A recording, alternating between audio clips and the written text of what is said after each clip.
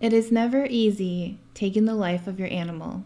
However, when I think about it, it is truly a life skill and a necessity. In modern society, we have become so disconnected to our food, and we rely on the system to feed us. What happens if that system is no longer available? Knowing how to raise and butcher your own animals is a skill that I personally feel everyone should learn. As the good old saying goes, give a man a fish, and you feed him for a day. Teach a man to fish, and you feed him for a lifetime. In this video, we will be showing you a step-by-step guide on how to humanely butcher a chicken. This content may be hard to watch, and it may not be suitable for children. Viewer discretion is advised. The first step after catching the chicken is to hold it upside down and maybe give it a few good swings just to kind of lull it to sleep. You then will stick it into the killing cone of death. Oh, whoops, I forgot to grab my knife. Helper, please give me my knife. I'll be right on that. You then have to carefully pull their head through. Sometimes it gets cocked to the side. No pun intended.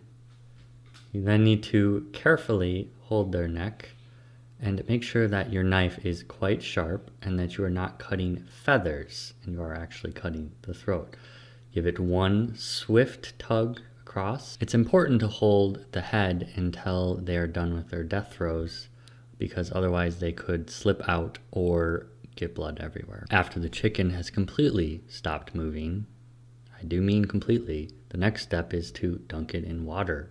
I use water that is about 160 degrees. You may need to adjust the temperature for your liking. You put them in and kind of swirl them around for a little bit. You do not want them in for too long, otherwise you start cooking the skin and the meat. The way to tell if you are done is you pull them out, and if you can relatively easily pull out the wing feathers, as that is the hardest feather to pull out, it is done and ready to move on to the next step. The next step is the fan favorite of plucking. Yes, you do have to pluck them. What we do is we run a line that is about our height from a post to another post, and we tie the chicken legs up there using a slip knot, and then we proceed to pluck them by hand. And Brittany over here is quite fast at it. As you can see in this video, I am rather slow. She is fast. I like to cut it off right around where the kill cut was. And I do that instead of cutting it off right here because some people like to save the neck to make stock later on. Some people save the neck, some people use the head, but the neck and the feet, if you're going to use the feet for making stock, you have to peel all this off. That's a lot of work. So, next I'll cut the feet off. Easiest way to do that is bend it back, look for the bone. You're going to cut under that bone because you're just separating the lower leg bone from the upper leg bone at the cartilage. I'm not cutting any bone here, I'm cutting cartilage. Bending it back like that helps it separate on its own. Alright, the next cut you're going to make is right here where this divot is between the two breasts. Tent the skin. Cut. Not too deep because there's no fat right under the skin right here. So you just want to cut there. You don't want to accidentally cut into the crop because then you're going to spill the contents, if there are any, out all over the place. Just messy. So now I'm going to make the hole bigger. I don't know how well you can get down in here. There's a lot of stuff in here, but what we're looking for first is the trach. The trachea is right here. It's ripply, kind of hard to see, but it has ripples. What you want to do is you want to get your finger through this membrane right here. Some people, I mean, you could take your knife and make the hole. I just get in there like this. Pull it. There's the trachea. The next thing I'm going to do is separate the crop from the muscle of the breast.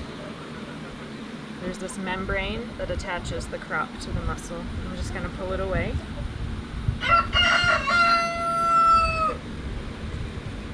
There, I've got the top of the crop separated from the muscle there.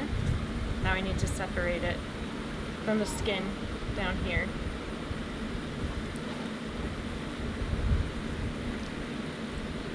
There, now it's loose. So the next thing is the esophagus, which is attached to the crop, is right next to the trachea, and I'm going to pull that out the same way I did with the trachea. So there it is. I'm going to loop my finger through. This one is a little bit harder because this one doesn't have the texture of the trach. So it's very squirmy, but there it is. Pull it out. There. So now I'm just going to go in here and make sure it's really separated, because this is going to pull through with the guts down at the end.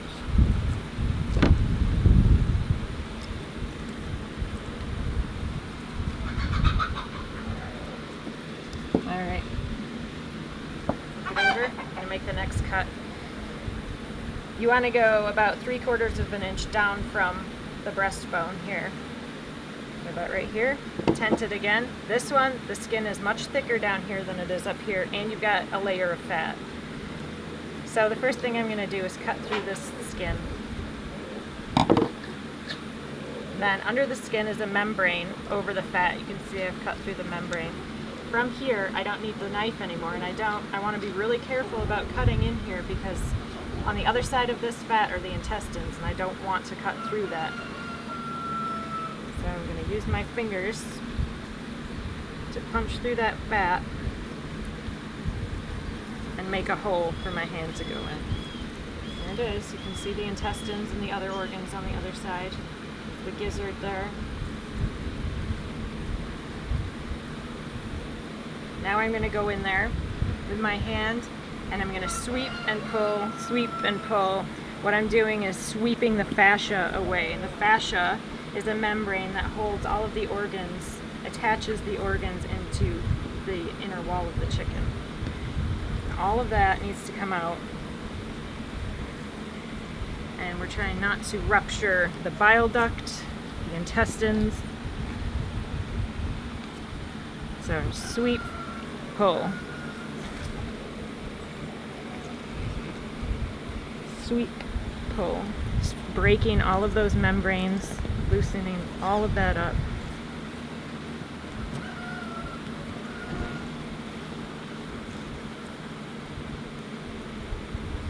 You want to pull gently.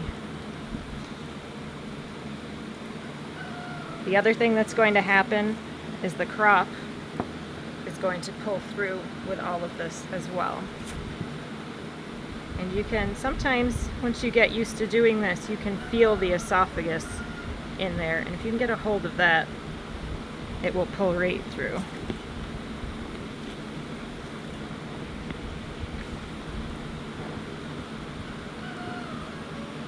If you do this enough, you get faster and faster. There's the bile duct. That, you do not want to rupture that. There comes the esophagus and the crop.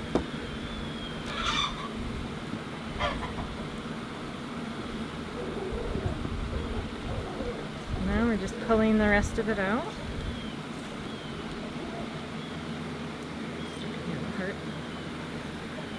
There's the heart, liver, lung.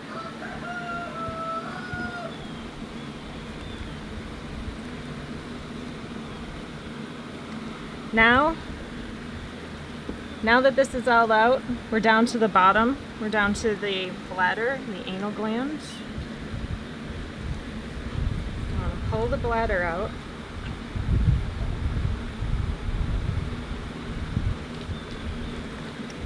And again, it's just detaching more of the fascia that's holding everything in. That's how it's going to come out. You don't want to pull too hard. There's really no need to get your knife in there. It'll all come out. Just be patient.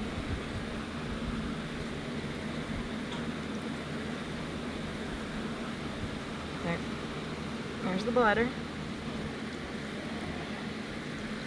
So now I need to cut all of this loose from the chicken. So I'm gonna go here. Here's the anus. We're gonna cut down and around. You want to make sure you're not gonna nick any of the intestines that are sitting here. You don't want to nick the bladder. You don't.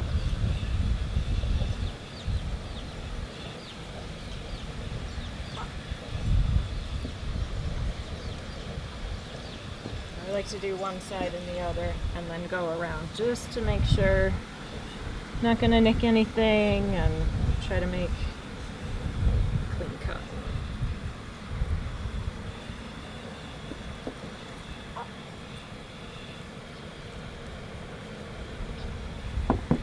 There.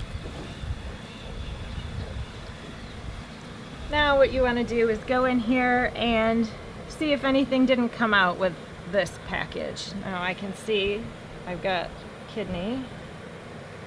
I'm going to pull that out. There's another one in here too. Yeah. And it looks like I got a little bit of lung. The easiest way to get the lung out, I don't know if you can get a shot in there, you can see that the ribs are clean. You want to be able to see the ribs. When the lung is in there, it's sitting right on top of the ribs like that. So if you can't see the ribs, it means you've got lung still in there. The easiest way to get that out is to sweep from the side. Get your finger between two ribs and pull the lung out. So with that done, I'm going to turn this back around, pull the trachea out, and now cut the neck off.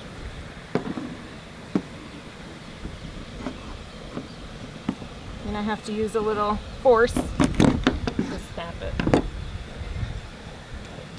The very last thing we're going to do before we rinse it is flip it over, cut the oil gland off of the tail. You're going to make your cut where these divots are. Here, you can see where the skinny part of the tail is. You're going to start at the top there, cut down, take this hand, kind of pull it away. There's the oil gland. And if there's little chunks of yellow left in here, it's not the big deal. The point is to get the gland that has the oil in it out. Now we'll rinse it and put it in the cooler.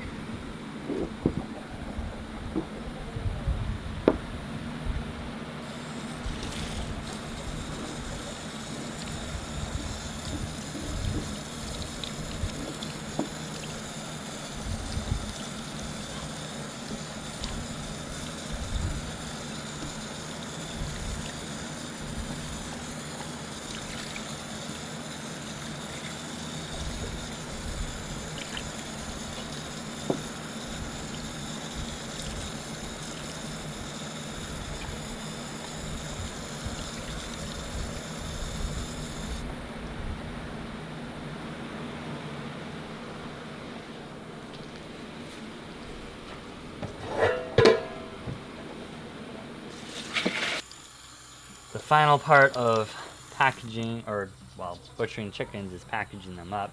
There's a lot of different options. We are just doing these shrink wrap bags because it's a very cost-effective solution, and we don't have a pressure sealer. No, not pressure sealer. What are they called? A vacuum sealer? Vacuum sealer, that's what I'm looking for. So you take the chicken out of the ice bath, bring it over here, you rinse it off.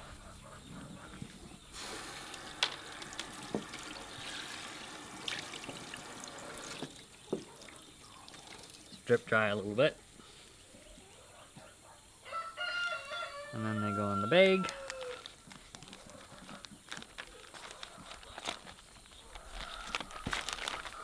Head first.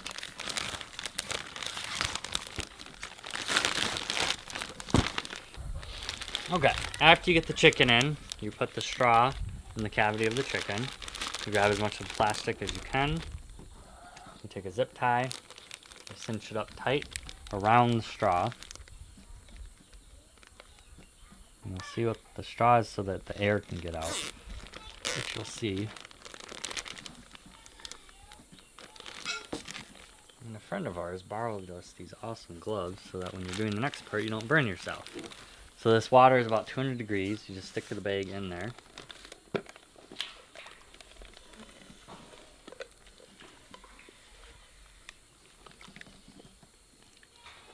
And as the bag heats up, you can see it's shrinking. Just takes a few seconds. Once you have it roughly where you want it,